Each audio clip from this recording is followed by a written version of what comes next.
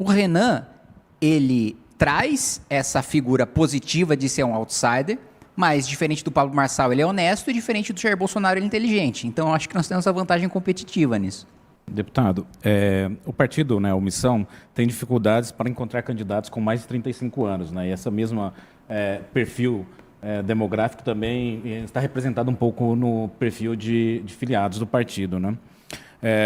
E a gente sabe das limitações, por exemplo, para disputar uma vaga ao Senado, você tem que ter, né, no mínimo 35 anos lá. Tem a Amanda Vettorazzo, né, em São Paulo, que tem 37, mas quais os planos do Missão para 2026? Quantos deputados pretende eleger, senadores? Qual que vai ser a estratégia? Vai ser um partido mais focado na Câmara ou pretende alçar voos também para a Câmara Alta? Não, olha, acho que o Senado, ele não está nos nossos principais objetivos. Vamos ter candidaturas ao Senado. É óbvio que a gente quer eleger todos os candidatos que a gente colocar. Não deliberamos ainda sobre nenhum candidato ao Senado para o partido. Temos a pretensão, sim, e nós já lançamos a pré-candidatura ao governo do Estado do Rio de Janeiro, com o Rafa Luz e o Sargento Martins, que formam a nossa chapa. Devemos ter candidatos a outros governos do Estado, que nós ainda vamos definir, não está definido. O que a gente tem com muita clareza é que nós teremos chapa de deputado federal nos 27 estados, né?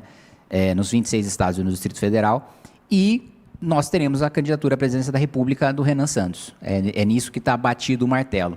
E eu não acho que seja um problema a gente não ter tantos quadros assim acima de 35 anos, mesmo porque uma das propostas do partido é justamente representar a maneira de se comunicar e de pensar da geração Z e dos millennials. Então, eu não acho que isso seja um entrave, pelo contrário, eu acho que isso seja da própria natureza do projeto. E quantos deputados pretende eleger? Olha, eu acho que num cenário muito pé no chão, os 9 deputados federais é um número razoável. Precisar mesmo, nós precisamos de 5, que é um número que já obriga as emissoras a nos colocarem nos debates em 2028 e em 2030. Mas eu acho que uma perspectiva bastante pé no chão seria de eleger 9 deputados. E o senhor pretende se candidatar a quê? Nós vamos definir isso num futuro próximo, mas as duas únicas possibilidades que eu tenho é ou de disputar a reeleição à Câmara dos Deputados ou de disputar o governo do Estado. O senhor é um puxador de votos para a Câmara, né, nesse contexto que é importante ter uma bancada mínima, para, como o senhor disse, ter tempo de TV, até acesso, né, ao fundo partidário. E tem essa questão, esse sonho, que eu acho que é um sonho antigo do senhor, né, uma ambição antiga, de disputar um cargo no Executivo. O que está pesando nesse momento? O que vai pesar para essa escolha? O que vai pesar é o que for melhor para o projeto. Assim. É óbvio que eu gostaria de ir para o Poder Executivo, já deixo isso muito claro, mas também não tenho uma perspectiva de curto prazo, não tenho nenhum desespero em relação a essa minha pretensão.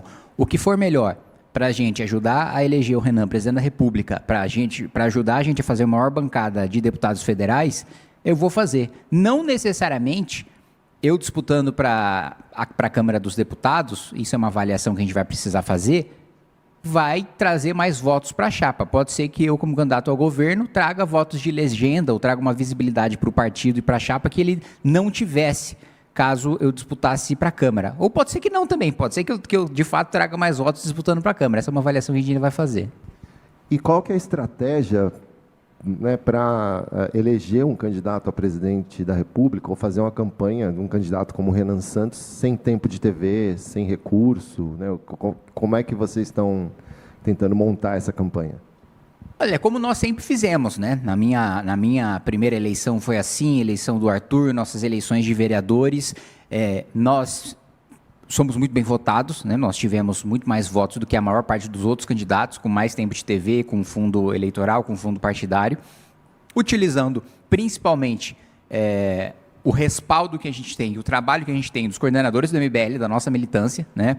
Diferente do que boa parte dos deputados acreditam, né? Porque é comum eu escutar, você é fácil, né? Você vai lá, coloca o celular na sua cara e você se elege, né? Eles acham que não existe um movimento orgânico, que não tem praticamente todos os estados e na maior parte das cidades do Brasil nós temos coordenadores, nós temos militância, nós temos um trabalho físico, de rua, de campanha, muito ativo e, obviamente, a vantagem que a gente tem de ser melhor do que a maior parte dos outros políticos em mobilizar as redes sociais, em gerar fatos políticos, em gerar fatos midiáticos. O próprio fato do nosso discurso ser mais incisivo, do nosso discurso ser, e eu diria até em certo sentido, mais revolucionário do que de outras candidaturas, vai, acho que naturalmente, chamar mais atenção, até midiática nesse sentido. Tem gente, né, dizendo que o Renan Santos pode ser, então, né, ocupar o papel desse outsider na eleição seguinte. Comparando-se ali, né, a comparação que se faz com o Pablo Marçal em São Paulo, né, na última eleição paulista. Na sua avaliação e na avaliação interna ali de vocês, a avaliação fria do partido, ele pode chegar lá, ele pode ocupar esse espaço? Tem essa crença ou essa análise mais fria de que ele pode ocupar o espaço de outsider em 2026? Com certeza. A gente trabalha para o Renan vencer a presidência. A gente não trabalha para a candidatura dele ser uma candidatura de marcar a posição, né? Bolsonaro venceu em condições adversas sendo um outsider. Pablo Marçal quase foi para o segundo turno se não tivesse se suicidado, também sendo um outsider. O Renan, ele traz essa figura positiva de ser um outsider, mas, diferente do Pablo Marçal, ele é honesto, e diferente do Jair Bolsonaro, ele é inteligente. Então, eu acho que nós temos essa vantagem competitiva nisso. O Renan, ele tem umas falas, né, que, para um candidato, são consideradas polêmicas. Eu vou ler algumas, né, aqui, que ele disse, por exemplo, eu vi ele falando num podcast recentemente, que as pessoas que são... a maioria, né, das pessoas que recebe o Bolsa Família são um peso para as outras pessoas que trabalham. E, no governo dele, elas vão ter que trabalhar. Ele também faz algumas referências ao Nordeste, né, dizendo que a região, abre aspas, tem a pior representação política do Brasil. Ele diz que vamos ter que fazer o Norte e o Nordeste trabalhar, mormente o Nordeste, destruir as elites políticas locais. Eu queria saber, o senhor concorda com esses posicionamentos? O que eles dizem aí sobre a plataforma do partido, sobre o candidato à presidência do Missão?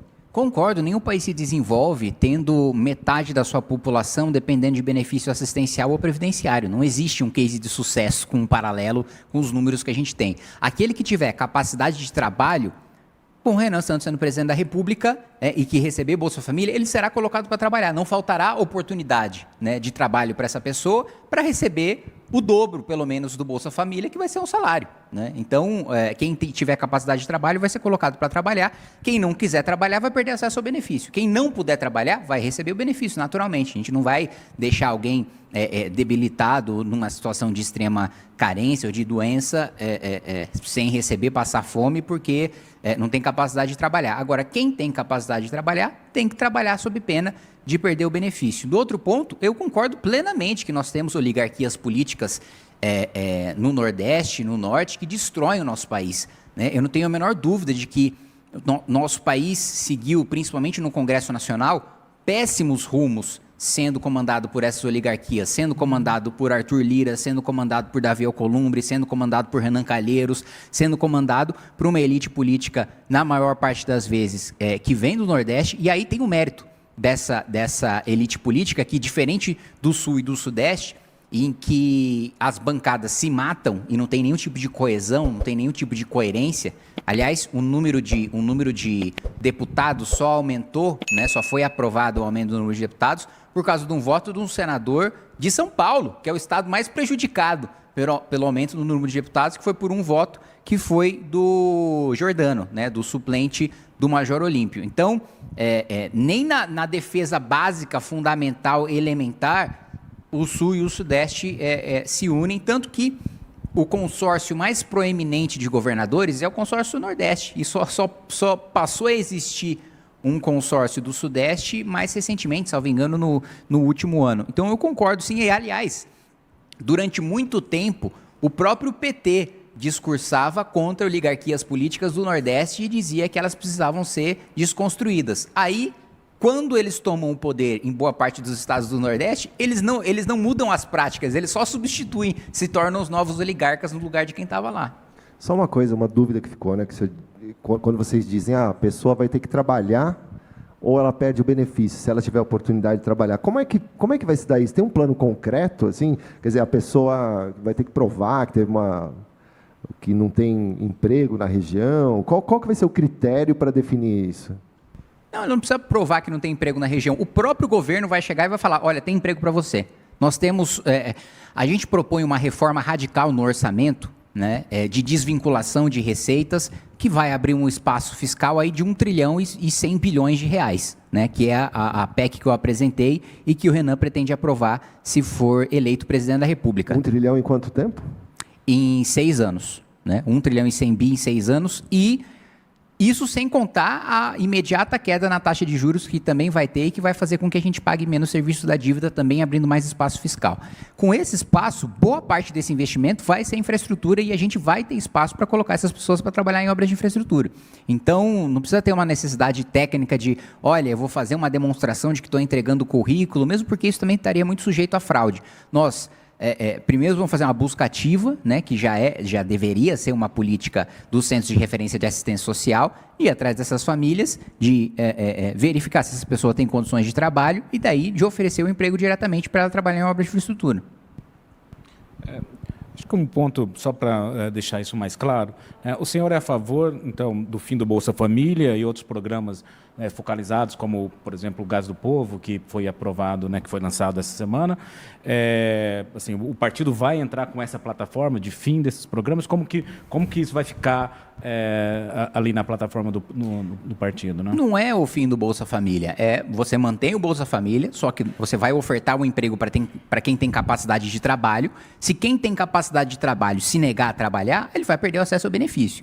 Agora, Gás do Povo, Pé de Meia, outros programas nesse sentido, realmente não vejo sentido em existir, porque, primeiro, eles não são, do ponto de vista social, inteligentes.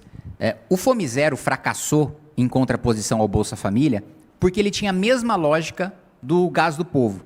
Em vez de eu dar o dinheiro para o sujeito gastar com aquilo que é a prioridade da própria família dele, eu, governo, vou criar uma estrutura de logística para ter caminhão e ter a compra de comida para eu chegar na casa do cara e entregar a comida na casa dele. A mesma coisa está sendo feito com o Gás do Povo. E veja, é uma política social que, na verdade, está atendendo o lobby do Suarez, do Rei do Gás, que está sendo beneficiado com isso, de outras empresas que estão sendo beneficiadas com compras públicas, porque não tem por que o governo comprar qualquer coisa para as pessoas quando ele pode, de maneira mais eficiente, dar o dinheiro direto para elas comprarem. E outra coisa, você ter o Luz para Todos, você ter o Gás do Povo, você ter tantas políticas para pagar tantas coisas diferentes, só mostra que a gente fracassou enquanto nação, só mostra que a nossa economia está em frangalhos, que o governo está vendo que as pessoas não conseguem pagar a própria conta de luz, aí paga a conta de luz no lugar dela. Não consegue comprar o próprio gás, paga o gás no lugar dela. Pô, peraí, então no nosso país as pessoas não estão com dinheiro para comprar nada. Né? A gente precisa de uma geração de emprego e de renda para acabar com esse nível de dependência, porque... Se a gente for levar isso às últimas consequências, as pessoas também não têm dinheiro para comprar casa, as pessoas também não têm dinheiro para comprar roupa. Então vamos fazer o governo comprar roupa e entregar para as pessoas, comprar casa e entregar para as pessoas. A gente está vendo os problemas estruturais que estão tendo no Minha Casa Minha Vida há algum tempo já, servindo o lobby de setores da construção civil que são atendidos, e boa parte. Eu conversava com uma pessoa outro dia que disse que comprou 2 apartamentos do Minha Casa Minha Vida para alugar. Eu falei, mas peraí, isso não era uma política social voltada para o mais pobre? Curtiu esse vídeo? Então deixa o like e comenta aqui embaixo o que você achou.